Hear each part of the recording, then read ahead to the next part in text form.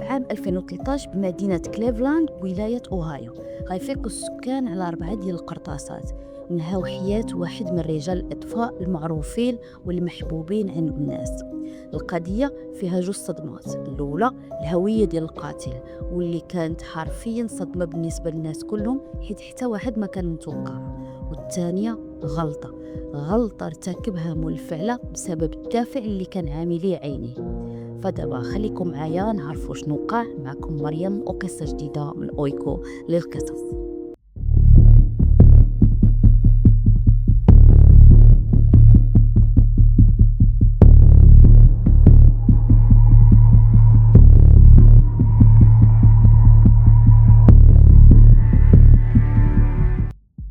السلام عليكم، كيف دايرين؟ كنتمنى يا ربي كلكم تكونوا على خير وبخير. شكرا بزاف على الدعم ديالكم في الفيديوهات اللي قبل. اما بالنسبه للقضيه ديال اليوم فبغيت نقول لكم باللي صعيب نعرفوا من الفعل من الاول، واكيد اللي قدر يتعرف عليه من قبل يا ريت تخليو لي الوقت في تعليق امتى قدرتوا تهزوا او لا تعرفوا على مول الفعل شنو تهزوا. المهم نخليها بحال هكا وصافي. بلا ما نطول عليكم اكثر من هكا، جيبوا شي حاجه تشربوها او خليوا لي لايك قبل ما تنساوه، ويلا ندخلوا في تفاصيل ديال القضيه ديال اليوم. نهار 3 نوفمبر من عام 2013 مع 8 ديال الليل، واحد من رجال الاطفاء واللي كان سميتو ويليام ووكر وفي عمره 45 عام كان كيوجد باش يتحول هو ومراته من البلاصه اللي ساكنين فيها. غادي يبقاو في نفس المدينه لكن غادي يمشيو لحي واحد اخر. هاد ويليام ووكر كان متحمس انه يتحول لدار اكبر على قبل مراته واللي كان سميتها يولوما ووكر. هاد يولوما للاسف كانت مريضه بالسرطان، وكان باغي ويليام يتحول باش يمشي لمنطقه تكون هادئه اكثر من البلاصه اللي ساكنين فيها دابا، باش السيده ترتاح حيت مريضه وكانت في المرحله متاخره من المرض ديالها وكانت محتاجه انها ترتاح اكثر. ولكن ويليام في نفس الوقت كان متوتر. علاش؟ حيت غادي يخلي البلاصه اللي عاش فيها السنين وتزوج فيها بمراته الاولى، ربى فيها الاولاد ديالو، يعني كان متعلق بهذيك البلاصه. لكن على قبل مراته يولوما مراته الثانيه قرر انه يتخلى على هذا الشيء كامل على قبلها. المهم هاد الليله مع 8 ديال الليل ويليام بقى كيجمع شويه بشويه، كان كيجمع بوحدو. مراته كانت جالسه غير فوق الكنابي ومغطيه بالبطانيه ديالها، السيده مريضه ما عندها ما غادي تجمع. المهم ويليام بقى كيجمع وكيحط في الكراطن وكيسد بلصقه وكيحط حداه. شويه غادي يمشي للصاله، غادي يلقى فعلا مراته جالسه تما وكيف ما قلت لكم ملفوفه بالبطانيه وكانت كتهضر في التليفون مع بنتها جاكي. دابا ويليام فاش تزوج بيولوما كان زواجهم الثاني.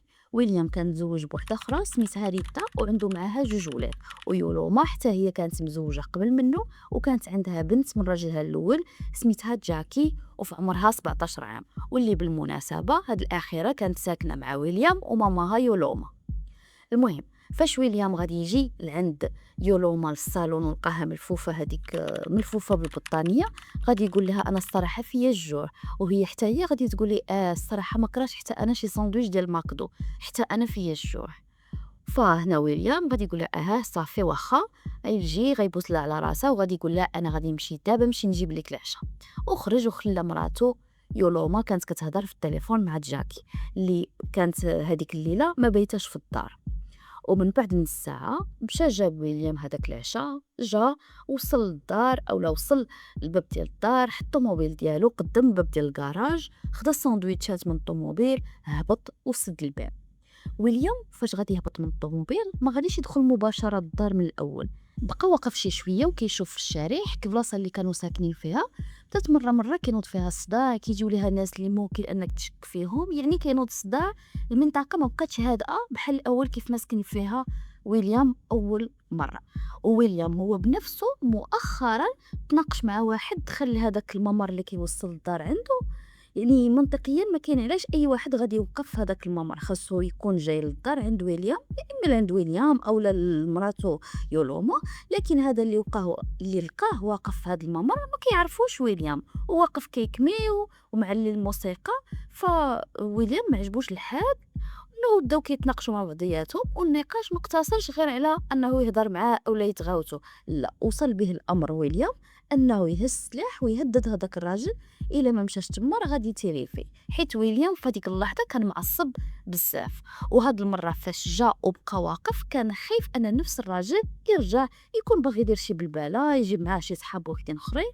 يعني كان باغي يقلب كاع يشوف بان الدنيا راه هانيه ما كاين حتى واحد تما. داكشي علاش بقى واقف شي شويه من بعد ما جا. وتخيلوا معايا الدرجه ديال انه كان معصب ومتوتر ويليام من هاد الراجل اللي جا وقف ليه في الممر ديال الدار ديالو. كانت واحد من الاسباب اللي خلات ويليام انه يتحمس انه يتحول، رغم الذكريات ديالو اللي عنده تما، يتحول ويخلي لهم هذيك الدار كلها. المهم ويليام وقف شي شويه ومن بعد تاكد بلي الباب ديال طوموبيلته مسدود، وبدا كيتمشى في اتجاه ديال الباب ديال دارو، الباب الخلفي، الباب اللوراني اللي من جهه الكراج، ماشي الباب الرئيسي ديال الدار. المهم وقف قدام الباب، جبد الساروت حطو في القفل، وباقي هو مازال ما فتح الباب غادي يبدا يسمع واحد الصوت ديال خطوات ديال رجلين. يلا ويليام غادي يبغي يعرف شنو واقع، حيت تفاجأ من الصوت. يلا كان واقف وما شاف حتى واحد قريب من الدار. فويليام يلا غادي يبغي يدور، غادي يشوف باللي كاين واحد من موراه وغادي يضرب عليه 4 ديال القرطاسات. وفي الجهه الثانيه ديال الدار من الداخل يولوما غادي تسمع الصوت ديال القرطاس، غادي تنوض بالزربه من البلاصه اللي كانت فيها والبطانيه من فوق ظهرها. السيده كانت مرعوبه ملي سمعت هذاك الصوت ديال القرطاس. بالزربه غادي تطل من الشرجم، غادي تلقى فعلا الطوموبيل ديال راجلها واقفه، لكن هو ما كانش فيها. وشويه يلا غتبغى تستوعب وتعرف واش فعلا هو جا واحد الطوموبيل ومشى ولا شنو واقع. غادي تبدا تسمع الصوت ديال شي حد بحال كيتألم حدا باب الدار. هنا غادي تحس يولوما باللي راجلها واقع عليه شي حاجه. غتفتح الباب بالزربه وفعلا غادي تلقى راجلها ويليام غارق في دمه. هنا يولوما كانت مصدومه بالزربه، غادي تاخذ التليفون ديالها وغادي تعيط ل 911. ومن بعد 30 دقيقه غادي يوصلوا البوليس والاسعاف. غادي يلقاو ويليام مازال على قيد الحياه، غادي يهزوه بسرعه ويديوه للوبيطار. اما البوليس والادله الجنائيه غادي يبداو يقلبوا على الادله اللي غادي يلقاو، كيقلبوا الحي كله يشوفوا واش هذا ملف على خلا شي دليل من موراه، وكيقلبوا حتى على ملف لا، حيت 30 دقيقه ممكن يكون مازال كيدور في الحي، ممكن يلقيو القبض عليه بالزربه. لكن فاش قلبوا عليه ما لقاو حتى واحد، وكأن الارض انشقت وبلعاتو. لكن غادي يلقاو واحد الحاجه، غيلقاو 4 ديال الغلافات ديال القرطاس، الاتجاه ديالهم وحده من مورا وحده من مورا وحده. هاد الاتجاه فاش غادي يتبعوا الشرطه غادي توصلهم للباب ديال الكراج. كاينه واحد الفتحه اولا فرق كبير ما بين السياج ديال الحديد والكراج كيف ما كيبان لكم في الصوره، وما كان في هذيك البلاصه لا ضو لا والو. يعني ممكن هذا اللي هجم على ويليام تخبى في هذه البلاصه بالذات حيت ما فيهاش الضوء، تخبى. وهذا الشيء علاش ويليام فاش وقف وبقى كيشوف ما بان ليه حتى واحد، فبقى كيتسنى ويليام حتى دخل الممر اللي كيوصل للباب اللوراني ديال الدار وهجم عليه.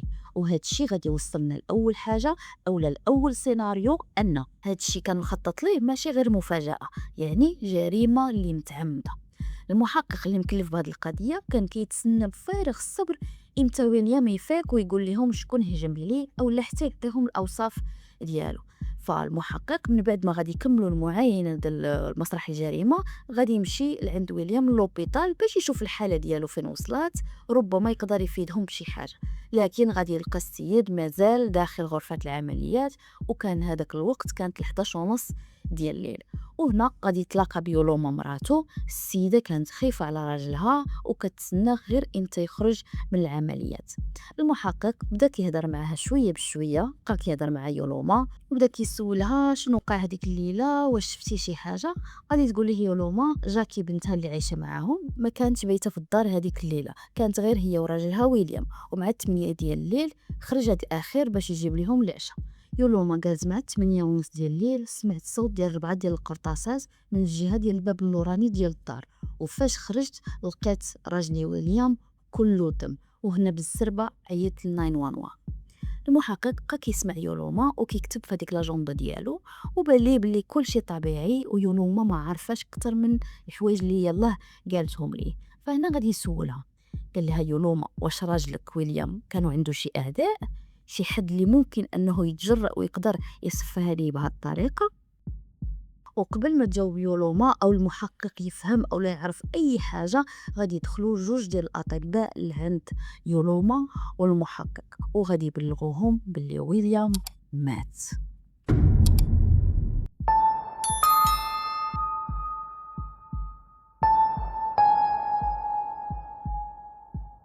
دابا عندنا جريمة ديال القتل صريحة، ماشي غير محاولة وفشلات. فالمحقق غير سمع هاد الأخبار ما غاديش يكمل الهضرة مع يولوما، ما غاديش يتسناها تجاوبو على السؤال ديالو، وغادي يخليها ترتاح باش تستوعب هاد الفاجعة اللي هي فيها دابا.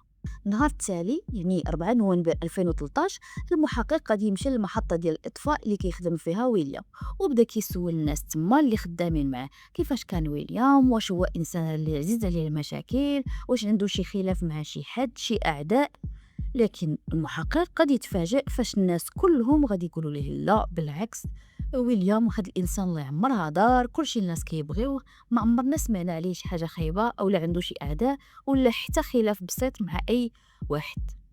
المحقق هنا بقى كيفكر منين غادي يبدا هاد القضيه، حتى ما عندوش شي دليل او شي حاجه اللي قويه اللي ممكن يلقى شي واحد مشتبهين فيه. حتى فاش غسول دابا الناس اللي خدامين معاه السيد ما عندوش اعداء، فمنين غادي يبدا القضيه؟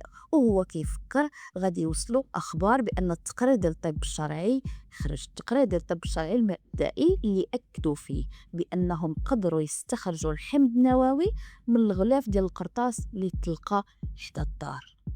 هنا المحقق كان متحمس واخيرا عنده شي حاجه اللي ملموسه في يديه ممكن يبدا بها. فهنا غادي يقارنوا هاد العينه ديال الحمض النووي بالقاعده ديال البيانات اللي عندهم، لكن للاسف ما عطاتهم تطابق مع حتى واحد. اجي دابا نرجعوا ليولوما اللي خاصها تجاوب على السؤال. اكيد مراتو غادي تعرف اكثر من صحاب ويليام في الخدمه، واش ويليام عنده اعداء او لا. يولوما فاش غادي تجي لمركز الشرطه كانت السيده عيانه، ماشي غير من ناحيه ديال المرض وما نعساش، ولكن حتى نفسيا. يعني السيده كانت محطمه تماما. يلا البارح كانت مع راجلها وكان كيعتني بها، وقرروا انهم يتحولوا، وقرر حتى ان ويليام انه يتحول. السبب الرئيسي على قبلها هي بسبب المرض ديالها، انها خاصها ترتاح ويكون عندها واحد البلاصه اللي هادئه.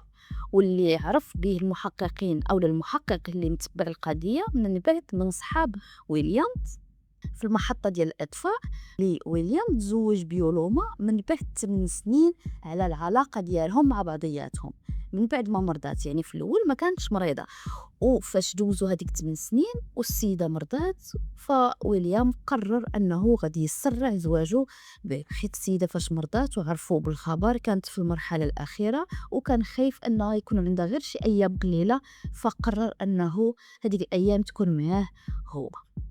المهم اجينا نرجعوا للتحقيق. يولوما غادي تقول المحقق فعلا ويليام كانوا عنده اعداء، لكن بالزربه غادي تقول ليه لكن اغلب الناس كانوا كيبغيوه بسبب الشجاعه ديالو، كيوقف مع الناس كلهم، وكان معروف بهذا الشيء في المجتمع ديالنا، يعني ما بين الجيران العائله الناس كلهم كيقولوا بانه انسان طيب وعلاقته بولادو احسن ما يكون. قالت لهم حتى جاكي بنتي كان كيتعامل معاها مزيان، وغادي تقول لهم حتى من ريتا طليقته كان كيتعامل معاها مزيان وكان كيثيق فيها بزاف. واخا دابا المحقق غادي يسولها شكون هما هاد الاعداء اللي انت شاكه فيهم. يولوما غادي تقول ليه كاينين جوج، الاول طليقها ماكلند. قالت ليه يولوما باللي هذا واخا طلقوا باغي يسيطر ليه على الحياه ديالها، ما بغاش انها تزوج مره واحده اخرى بويليام، وقالت باللي هاد ماكلند عزيز عليه يتملك ويسيطر على اي واحد. تخيلوا حتى من بعد الطلاق ديالها معاه بقى كيحاول انه يسيطر عليها وانها ما تعيش حياه عاديه مع ويليام. فيولوما قالت للمحقق هي ما متاكداش بلي ماكلند انه بسبب الغيره ديالو ممكن يتجرأ ويصفيها لويليام، لكن قالت ليه بانها هي متاكده بانه انسان اللي عنيف بزاف وكيحل المشاكل ديالو غير بيديه. المحقق قال لها واخا هذا طليقك، ولكن شكون هو الشخص الثاني؟ قالت لي الشخص الثاني سميتو يوجين كراي. وشكون هو هاد يوجين؟ قالت يولوما بلي هذا صاحب واحد من الجيران، كان كل مره كيجي لعند صاحبه هاد يوجين كان كيوقف ولا كيوقف طوموبيلته بشكل انه يسد الطريق على ويليام، يعني كيوقف في الممر. كل ما كان كيجي كيدير نفس الحركه، كيجي كيوقف الطوموبيل بهذاك الشكل وكيجلس وسط طوموبيلته يخدم موسيقى بصوت عالي بزاف ويبدا يكمي الكارو، ماشي كارو عادي وانما كان كيكمي الممنوع. وهذا الشيء كان كيعصب بزاف ويليام. وقالت غير شي اسابيع من قبل الجريمه هاد يوجين دار نفس الحركه، دار نفس الحاجه، وقف طوموبيلته في الممر ديال الدار عندهم وخدم الموسيقى بصوت عالي وكانه ممسوقش. فويليام ما قدرش يتحمل، خرج وهز معاه الفردي وبدا كيهدد فيه. يولوما قالت سمعات غير الغوات ومن بعد سمعات الطوموبيل ديال يوجين تحركات بالزربه. وقالت يولوما بلي ويليام فاش رجع للدار قال لها صافي يوجين ما عمرك مازال ما غادي تبقاي تشوفيه او يسد علينا الطريق، غير نسي الامر ديالو انا تكلفت به. المحقق غير سمع هذا الشيء وحس باليوجين ممكن يكون مشتبه به في هذه القضيه اللي كيكلبوا عليه. من بعد اللي وقع مع ويليام ممكن بغى ينتقم منه حيت ما عجبوش الحال، بحال حرجو انه يهضر معاه بهذيك الطريقه، فقرر انه ينتقم منه وجا نهار 3 نوفمبر باش يصفي عليه. ونهار 7 نوفمبر مع 6 ديال العشيه دارت واحد الوقفه احتجاجيه فيها العائله ديال ويليام، ولادو، طليقته، مراتو يولوما، الجيران وحتى الناس اللي كانوا خدامين معاه وحتى المحققين حتى هما جاو لهاد الوقفه الاحتجاجيه. وكلهم كانوا هازين الشمع، كانوا بزاف ديال الناس، يعني المئات ديال الناس جاو باش يكرموا ويليام. المحققين جاو باش يشاركوا في هذه الوقفه الاحتجاجيه، ولكن كانوا كيقلبوا بعينيهم ويشوفوا ربما تبان لهم شي حاجه اللي ماشي هي هذيك، حيت كيف ما شفنا في قضايا من قبل ممكن انه الجاني يكون قريب من العائله ديال الضحيه، كيبغي يعرف شنو واقع التحقيقات، شنو وقع فيهم، فكيكون قريب بزاف وكيحضر بحال هاد المناسبات اللي كدير العائله ديال الضحيه.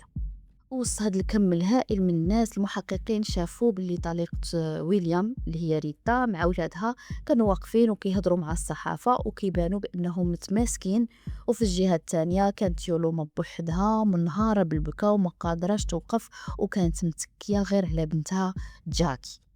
واجي دابا نرجعوا للتحقيق. البوليس كانوا كيحاولوا يوصلوا لهادو بجوج الناس اللي مشتابهين فيهم، اللي قالت لهم يولوما طليقها ماكلاند والثاني يوجين.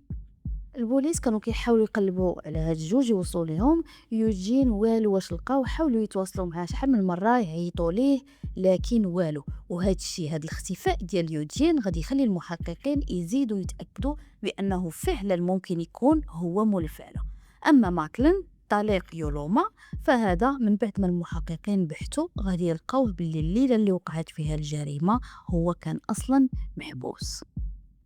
ممكن يجي في بالكم محبوس، ولكن ممكن يصيفط لشي حد يصفيها لويليام. غادي نقول لكم عندكم الحق ممكن، لكن كتبقى هذه غير فرضيه، مازال ما عندناش عليها شي دليل ملموس. اللي قدامنا دابا ان ماكلند نهار وقوع الجريمه كان محبوس، يعني هو بعيد تماما على الجريمه اللي وقعت لويليام. اجي دابا نمشيو شي شويه لقدام. شهر واحد من بعد الجريمه فجأة غادي يجي لمركز الشرطة واحد اللي ما كانوش متوقعين نهائيا انه يبان. غادي يجي يوجين وهو معصب، غادي يدخل مركز الشرطة وغادي يبدا يغوت وكان متوتر بزاف. غادي يقول لهم بغيت نعرف علاش نتوما كتقلبوا عليا، علاش حاطين تصاوري في المدينة كلها، بغيت نعرف انا دابا شنو درت. في الاول غادي يدخلوا المحققين، غادي يهدئوا شي شويه وغادي يقولوا لي علاش كنتي مخبي هذا الشهر كامل من بعد الجريمه ديال ويليام. الا كنتي فعلا ما درتي والو، انت دابا جاي كتقول انا ما عرفتش علاش نتوما كتقلبوا عليا، علاش حاولنا نتواصلوا معاك شحال من مره لكن والو، واش لقينا ليك الاثار. يوجين عوض ما يجاوبهم على هذا السؤال ديال المحققين غادي يجاوبهم على حاجه واحده اخرى مازال اصلا ما وصلوا لها المحققين.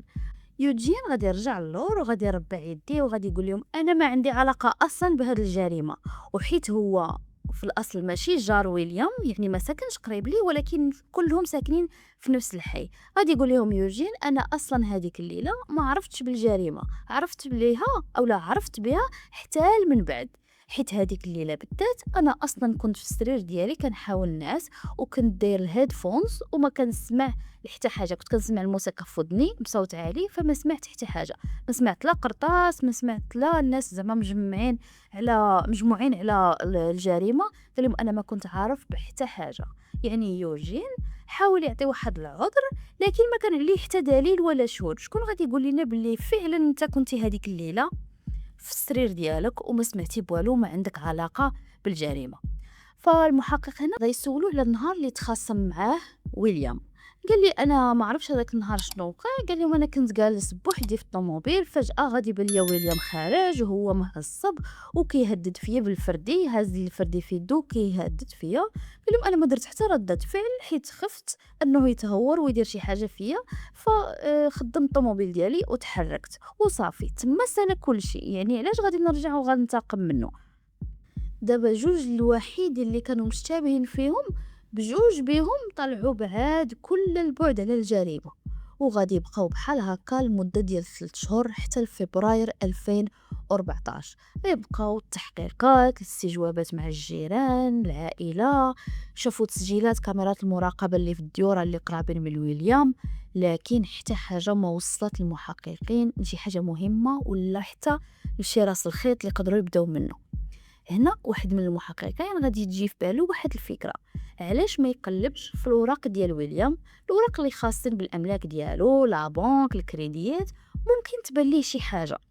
وهنا كانت المفاجاه، بوليس التامين على الحياه بقيمه 100,000 دولار ديرها ويليام لفائده طليقته ريتا ووكر، المرأة اللي كان مزوج بها ويليام مدة ديال 9 سنين وعنده معها 2 ولاد. البوليس غادي يعاودوا يعيطوا على ريتا للاستجواب للمرة الثانية، وهاد المرة عندهم دافع واللي هو الفلوس. ريتا ما كانت عارفة والو وكانت متفاجئة بأنهم عاودوا يعيطوا لها للمرة الثانية من بعد 3 شهور على الجريمة ديال الطليقة.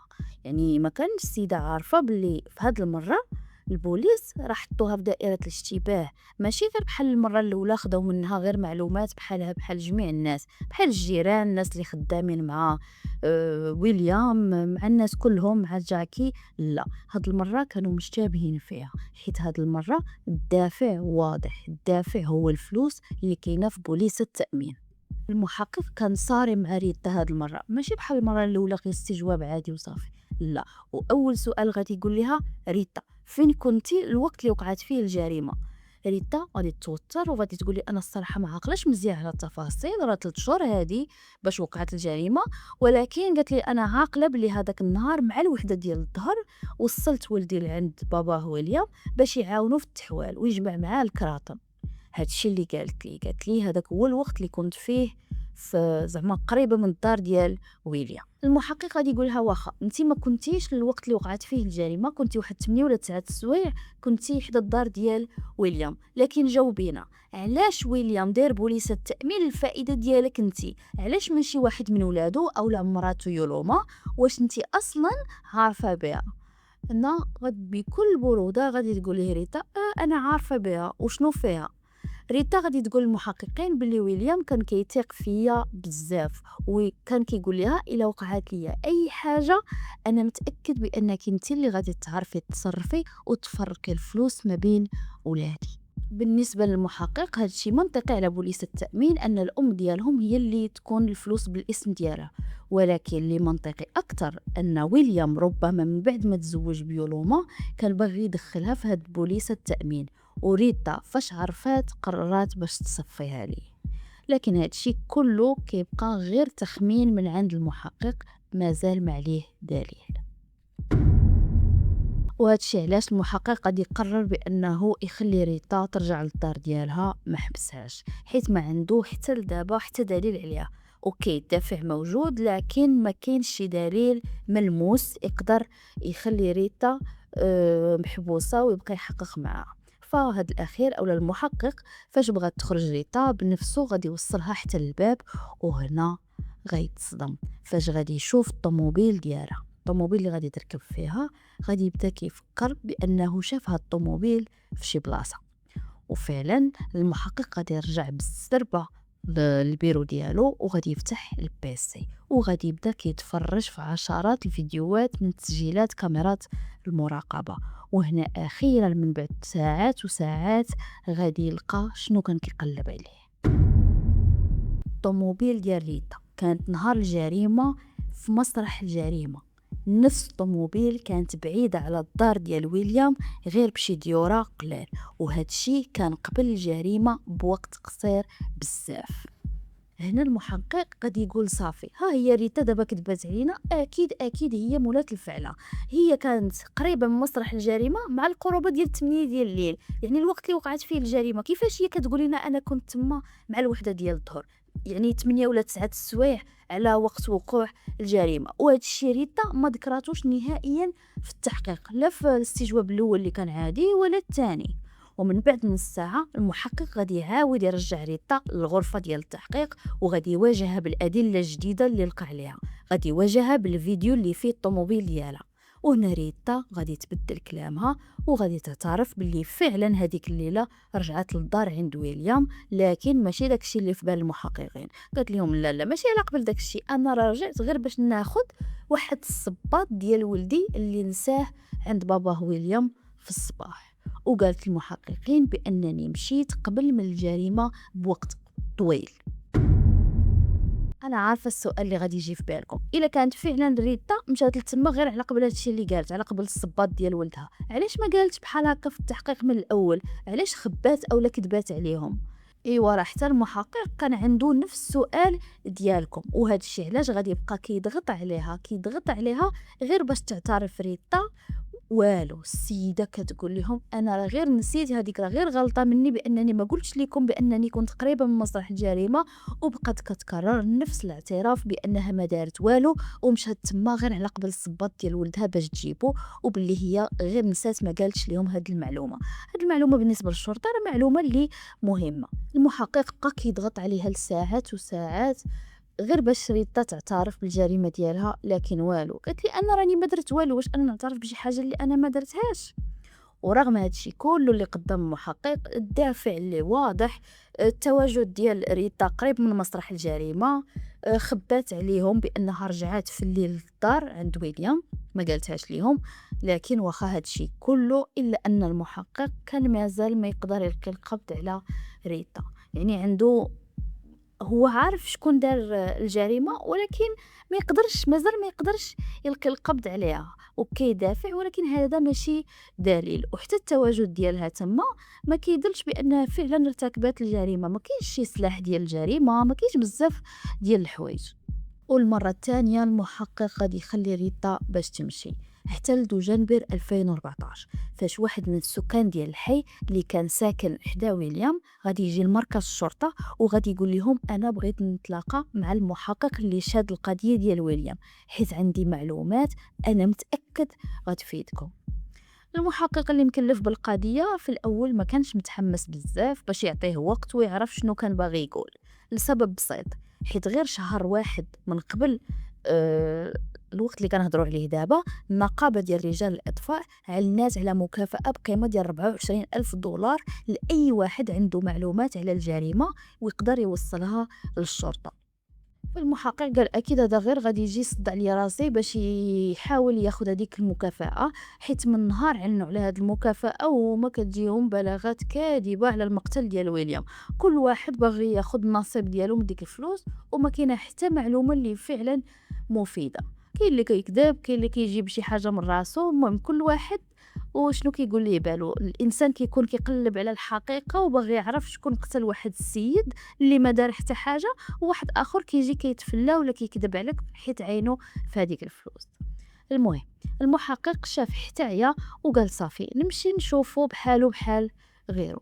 وفعلا جلس هو وهاد الشاهد في واحد الغرفه ديال التحقيقات معزوله، وقال ليه يلا قول لي شنو عارف على الجريمه ديال ويليام ووكر. الشاهد في عوض ما يجاوب غادي يجبد التليفون بورطابل ديالو من جيبو وغادي يخدم واحد الاوديو وحط البورطابل فوق الطبله باش المحقق يسمع. في الاول هاد الاخير ما استوعبش، لكن من بعد ثواني بسيطه المحقق غادي يلقى راسو بانه كيسمع الاوديو فيه حل القضيه كلها.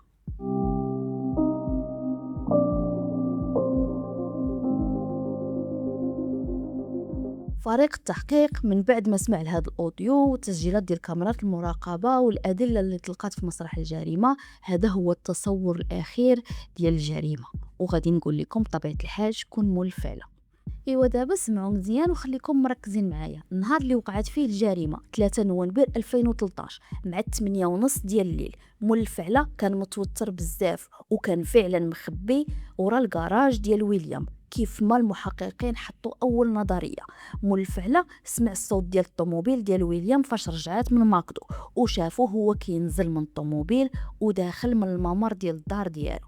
مول الفعله بقى مخبي وشاف ويليام ووكر وهو كينزل من طوموبيلته والعشاء في يديه. واول ما وصل ويليام لعند الباب خرج مول الفعله وبدا كيتيري فيه بالقرطاس بلا رحمه، ومن بعدها طلع من فوق السياج ديال الحديد وهرب، مشى للطوموبيل ديالو اللي جا فيها واللي ما كانش بوحدو، كان معاه شخص اخر جالس في الكرسي اللي حدا الشيفور. اول ما مول الفعله طلع للطوموبيل الشخص الثاني سولو: ها واش ويليام مات؟ غادي يجاوبو قال ليه مباشره هاد الشخص الثاني غادي يجبد التليفون بورطابل ديالو وغادي يصيفط ميساج غادي ياكد فيه باللي صافي، بما معناه العمليه نجحت. الميساج تصيفط للشخص اللي دبر هاد الجريمه كلها، والوقت اللي وصل فيه الميساج لرأس المدبر هاد الاخير كان اصلا حدا ويليام اللي كان كينزف. هاد الشخص كان كيعنق فيه وكان كيبين الخوف ديالو عليه، كان كيعنق فيه وويليام كيطلع الروح، وهو اللي اتصل بال911. العقل المدبر لهاد الجريمة الكارثية هي مرات ويليام، يولوما ووكر. يولوما مريضة سرطان، والإنسان اللي مثلت أنها متأثرة بالموت ديال راجلها ويليام، وهي في الحقيقة راه بدات التمثيل ديالها من شحال هادي من قبل ما تزوج بويليام. يولوما عمرها ما كانت مريضة أصلا بالسرطان، واللي أكيد اخترعت هاد الكذبة الكبيرة غير باش ويليام يتزوج بها وتنفذ الخطة ديالها. أنا صراحة ما عرفتش كيفاش إنسان ممكن يدعي بأنه مريض ومريض باش بهذا النوع من المرض، يعني مريضة سرطان، لا حول ولا قوة إلا بالله. واخا دابا السؤال، علاش يولوما دارت هادشي كله في ويليام؟ علاش دارتو هادشي في انسان اللي كان كيتعامل معاه مزيان، حتى انه قرر انه يتخلى على البلاصه اللي عاش فيها السنين على قبلها هي باش تكون مرتاحه بسبب المرض ديالها؟ واخا انا ما عرفتش كيفاش هو ما عمرو زعما كينا ما جا في بالو بان ممكن انها ما تكونش مريضه، حيت الانسان اللي كيكون مريض بسرطان راه بزاف ديال الحوايج كيبانوا عليه. الدافع ديال يولوما هو الفلوس، هو نفس الدافع اللي درنا عليه من قبل، والسر في بوليصة التأمين. كان عند بالها بأنها فاش غادي يموت ويليام غادي تورثو وغادي تاخد هذاك المبلغ ديال التأمين على الحياة كامل. لكن الغلطة اللي دارتها وما كانتش في الحسبان ديالها وكانت عامية لها عينيها كيف ما قلت في المقدمة، بأن يولوما ما كانتش عارفة بأن بوليصة التأمين راه مازال الفائدة طليقته ريتا، يعني من بعد ما تطلقوا ما بدلهاش. وعقلتو فاش قلت لكم باللي ويليام خرج يجيب العشاء وخلى مراته كتهضر في التليفون مع بنتها جاكي. هذيك اللحظة بالضبط كانت كتقول لبنتها جاكي ويليام صافي ها هو خرج دابا. وجاكي اللي كانت عارفة بالخطة من الأول بأن ماما راها باغا تصفيها لراجلها ويليام، غتاخد هاد المعلومة وغادي تصيفطها في ميساج لمول الفعلة واللي هو البوي فريند ديالها، وكان سميتو تشات باجيت، واللي كان جالس في الطوموبيل غير في الشارع اللي فيه الدار ديال ويليام كيتسنى هاد المعلومة باش يتحرك. وما كانش بوحدو، كان معاه شخص واحد آخر اللي سايق الطوموبيل واللي سميتو رايان دورتي، حتى هو من السكان ديال نفس الحي، وقبل باش يصفيها لويليام غير $800. تخيلوا معايا، وشويه ديال الممنوعات، يعني المبلغ بسيط بزاف الا جينا نشوفو قارناه بالمصيبه اللي دار. وهاد رايان في الأصل كان صاحب تشاد، ويولوما هي اللي وعدات بنتها جاكي وتشاد باش تعطيهم الفلوس إلا قدروا يلقاو ليها شي حد يصفيها لراجلها ويليام. وتشاد البوي فريند ديال جاكي وهو كيحاول يتم المهمة ويهضر مع شي حد، يعني يلقى شي حد باش يصفيها لويليام وحده من المكالمات، ولسبب ما غادي يسجل هذه المكالمه وهي نفسها اللي سمعها المحقق واكتشف من خلالها التورط ديال تشاد وجاكي ويولوما في الجريمه. يعني بالنسبة للمحققين كان من المستحيل شي حد فيهم يتيق بأن يولوما المريضة بالسرطان المنهارة على رجلها هي اللي صفاتها ليه.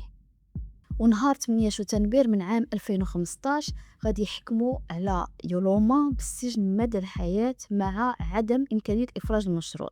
عمرها مازال ما تخرج من الحبس حتى تموت، حيت هي اللي دبرات كل شيء. اما بالنسبه لراين القاتل المأجور اللي تيرا في ويليام، هذا حتى هو تحكم عليه بالسجن مدى الحياة، ولكن مع إمكانية الإفراج المشروط فاش يكمل 23 عام.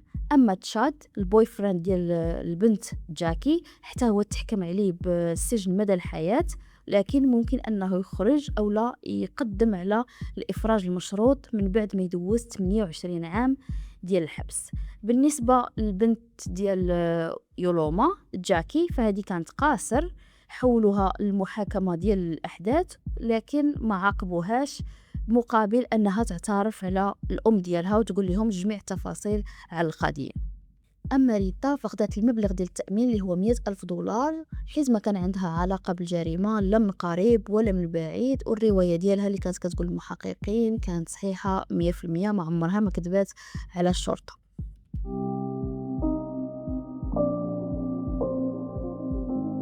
وصافي هادشي اللي كان بالنسبه اليوم. كنتمنى تكون الحلقه عجباتكم. قبل ما تخرجوا يا ريت تخليوا لي لايك اللي كيدعم الفيديو، وتبارطاجيو الفيديو مع اصحابكم، الناس اللي عزيز عليهم هذا النوع من القصص، وما تنسوش الاشتراك. شكرا بزاف للمتابعه حتى النهايه، ومع السلامه.